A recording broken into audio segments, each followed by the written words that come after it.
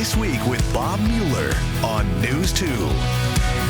This week, it's dangerous. The last thing we need is more firearms in schools.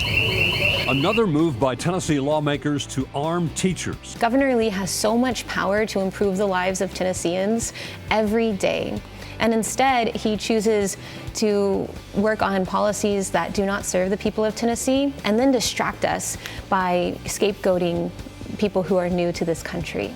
Tennessee pastors blast Governor Lee for supporting what they call the inhumane border policy of Texas. Short revenue-wise is 40% higher than we were just before the pandemic. The brakes hit Tennessee's roaring economy hard.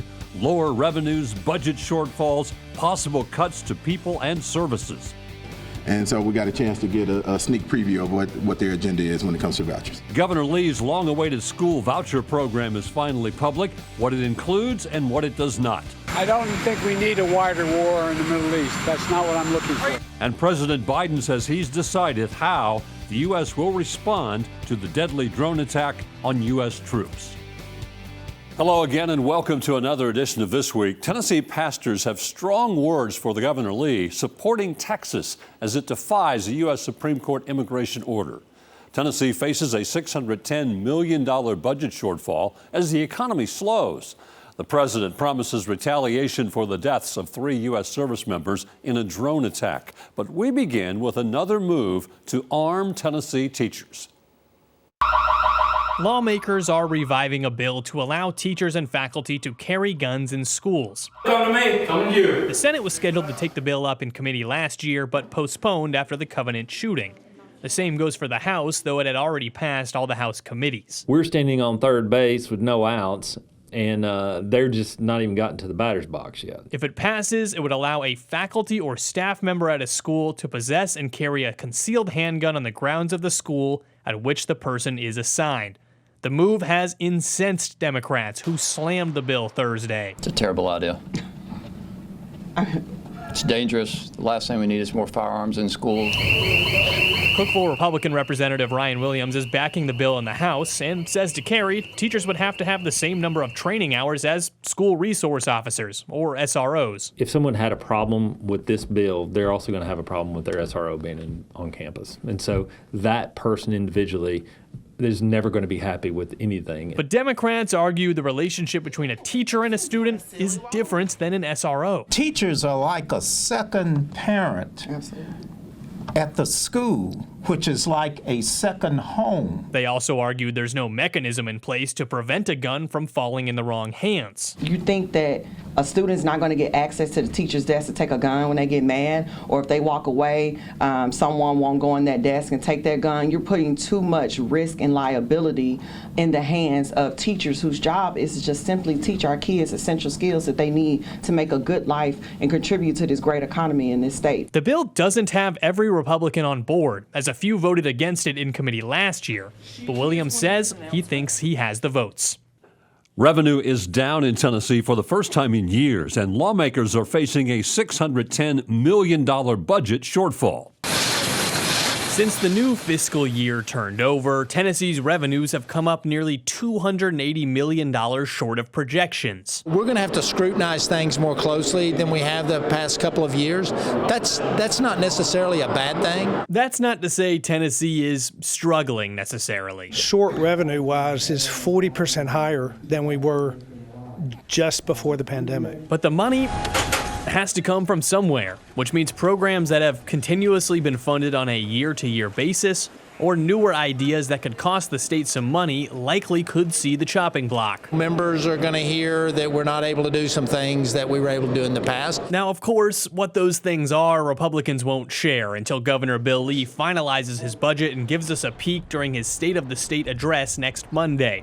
At the same time, Lee is pushing his plan to give public tax dollars to families who send their students to private schools, a notion Democrats and even some Republicans are nervous about financially. Knoxville Republican Senator Richard Briggs estimated the cost would be at least $800 million if it only accounted for students already in private schools, before any student in public school even takes one. Are we opening a Pandora's box that we really don't know where this thing is going to go. Though when I asked about the fiscal responsibility of such a move, Lee said the state would not spend money it did not have. And if there's anything worth investing in, it's our children's education. There's currently no bill language out around the Education Voucher Scholarship Program. The bill filing deadline is technically Thursday, but lawmakers tend to file amendments which make the bill well after that deadline. In Nashville, Chris O'Brien. A showdown over trash disposal in Tennessee is headed for the state capitol. The waste company that takes most of Davidson and Rutherford County's trash faces an approaching crisis as their landfill will be full in fewer than 5 years. Lawmakers are being warned they need to act quickly. It's a mounting issue, and State Senator Shane Reeves wants solutions, not expansions. So that's in my back door. It's the biggest thing in Rutherford County. It's massive. The Middle Point landfill in Murfreesboro takes most of Davidson County and Rutherford County's waste. General Manager Mike Klassen says if the landfill can't expand, it'll be full in less than 5 years. We're staring down a legitimate crisis as it relates to solid waste disposal capacity in our state. About 2 years ago, the Solid Waste Board blocked Middle Point's request to expand to take more trash. A judge agreed with the decision to deny the expansion, and Middle Point is appealing. But in the meantime, Klassen is advocating for new laws to make it easier for landfills to expand. Right now in the state of Tennessee, is the local approval process has multiple layers of competing regulation, and all of those have basic veto power. So you have a very small group of people that's making decisions for the broader state of Tennessee and the broader region. Lawmakers haven't updated state waste laws since 1991. Today, the chairman of the Agriculture Committee said it's time for an update. The goal is to come together with a major comprehensive bill to try to solve the state of Tennessee's problems. But Solid Waste Board member Donna Barrett told Sutherland's committee, what we don't agree with is the landfill operators' recommendations, which is doing away with the local input, the local oversight. And said if the committee gives her team the go-ahead, they'll come up with a solution. Tell us you want something by the end of this session or before session ends, I'll get it to you. Mounting issues for the NCAA, Tennessee's Attorney General filed legal action against the organization. The lawsuit claims college football's governing body unfairly restricts how athletes make money off their name, image, and likeness. What does this mean for the future of the NCAA? Here's News 2's Chris O'Brien. The state of Tennessee swung back in a big way today, filing a lawsuit against the NCAA. Now, that lawsuit is a response to a report from Sports Illustrated revealing the NCAA is investigating Tennessee over name, image, and likeness, or NIL. That move comes after a new proposal the NCAA put forward last month that allows current athletes to negotiate NIL deals, but not prospective ones, including recruits and transfers. The idea is that NIL can't be used to entice recruits to come to a certain school. But the lawsuit reads, it's like a coach looking for a new job and freely talking to many different schools, but being unable to negotiate salary until after he's picked one. The move has prompted a rare instance where both Tennessee Republicans and Democrats are on the same page. Do you think this is the beginning of the end for the NCAA? I do, yeah. And so unless the NCAA makes turns a significant 180 and transitions away from these punitive practices and really moves toward a leadership to where they're actually lifting student athletes up, supporting universities, setting clear rules and guidelines, because this is all the NCAA's fault. The NCAA is a problematic organization that has unfairly targeted student athletes and educational institutions for decades. And it's about time it either cease to exist or we rein it in some way at the national level or on a state-by-state basis. And the University of Tennessee did release its own scathing response to that NCAA investigation. To read more about it, you can visit our website at WKRN.com. In Nashville, Chris O'Brien, News 2. Now to our This Week cover story. Whether on purpose or accidentally, Governor Bill Lee's school voucher bill was leaked this week. Eventually, it would allow any Tennessee student to use taxpayer money to pay for private school. News 2's Chris O'Brien brings us inside what is, and more notably, what is not in the plan.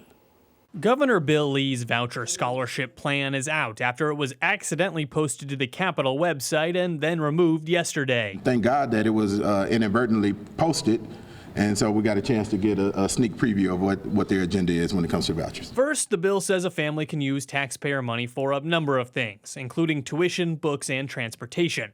Second, the first year of the program has an income cap, but the second year, every student is eligible.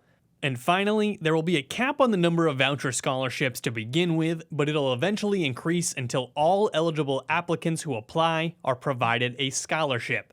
Notably missing, a method of accountability. I think there will be a lot of details like that that will likely be part of the conversation as we go through the committee process. You probably remember a significant outcry over the third grade retention law and a new policy assigning public schools a letter grade over their performance, though the rubric for it was murky.